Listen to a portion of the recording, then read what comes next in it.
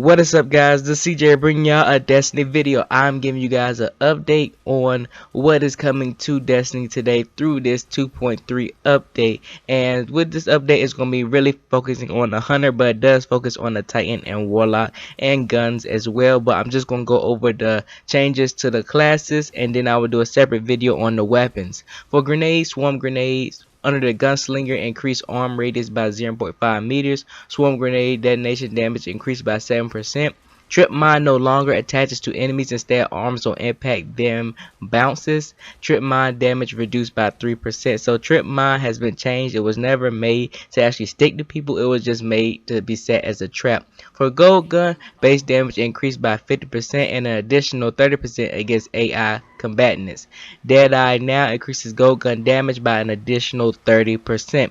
For the throwing knife base damage reduces by 10%. Circle of life modified functionality. Precision kills with throwing knife reduces the cooldown of golden gun. Circle of life no longer extends the duration of golden gun. And circle of life +1 armor removed. For perks, under Gunslinger Scavenger, increase the amount of grenade and melee energy awarded by 33%. Chain of Woe +1 recovery added. Over the Horizon +1 recovery removed. Now we're on to the Blade Dancer. Blade Dancer, it fixed the mobility, so Blink now incurs a -1 recovery penalty. Blink Strike, lunge distance reduced by 0.4 meters. Backstab, valid backstab angle reduced by 30 degrees, so you can't have the blink strike activated when meleeing somebody in the front, and so they fixed that, and it really only works for the back now. Escape artist invisibility effect delayed by 0.5 seconds, and fast twitch recharge reduced by 20%. For the Arc Blade Super, base duration increased by 2 seconds, hit search range increased by 0.5 meters, so when you swing it will try to search for an enemy a little bit further.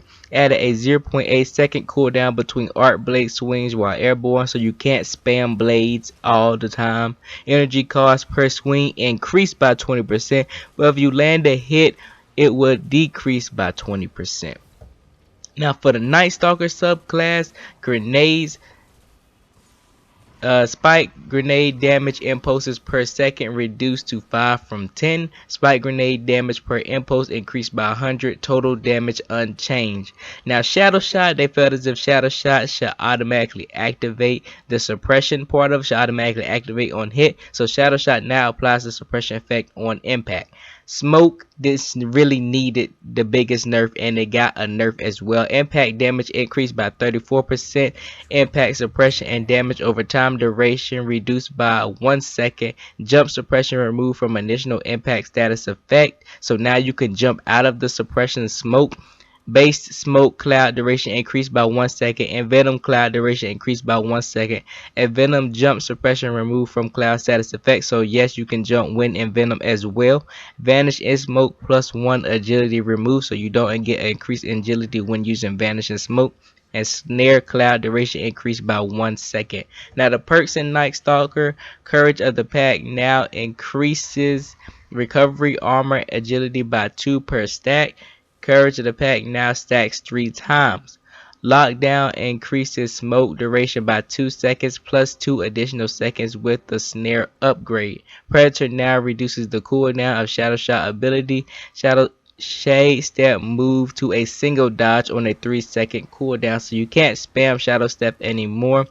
You do one Shadow Step and you have to wait 3 seconds to do another one.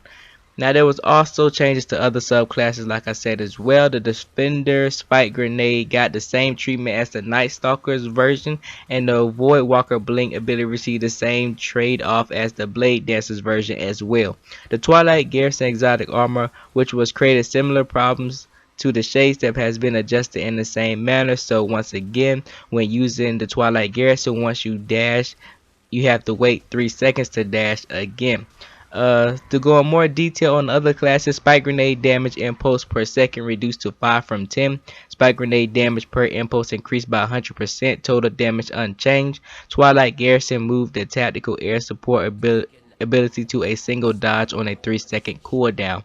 For super damage, Hammer of Soul damage increased by 10% against AI combatants. Fist of Havoc base damage was increased by 50% and an additional 50% against AI combatants. Nova Bomb base damage increased by 50% and an additional 50% against AI combatants. Storm Trance damage increased by 10% against AI combatants.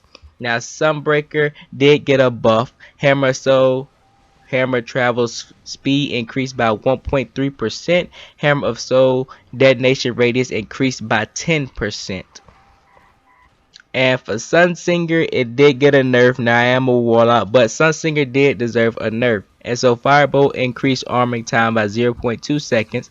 Firebolt decreased victim search radius by 1 meter. Viking Funeral no longer extends the duration of ignited effects. Viking Funeral now weakest target afflicted with ignite effects, causing them to take 5% more damage from all sources, stacking up to 3 times. And Flame Shield 0.3 seconds delay added before the Overshield activation. So Viking Funeral no longer extends the duration of ignite effects. What it does now is when you're hit by Viking Funeral, everybody on your team basically does 5% more damage when hitting that enemy. And Flame Shield, it takes a little bit more for the shield to activate after melee, so people might be able to, depending on how fast that melee is, can get 2 melees in before the shield activates. But that's basically the patch note, guys, for the classes that did come through this 2.3 update. If you guys want to see the patch note, it'll be linked in the description. Hope you guys did enjoy. Remember to subscribe and check out my channel if you guys want to. It'll be linked in the description as well. And once again, subscribe to FPS Press.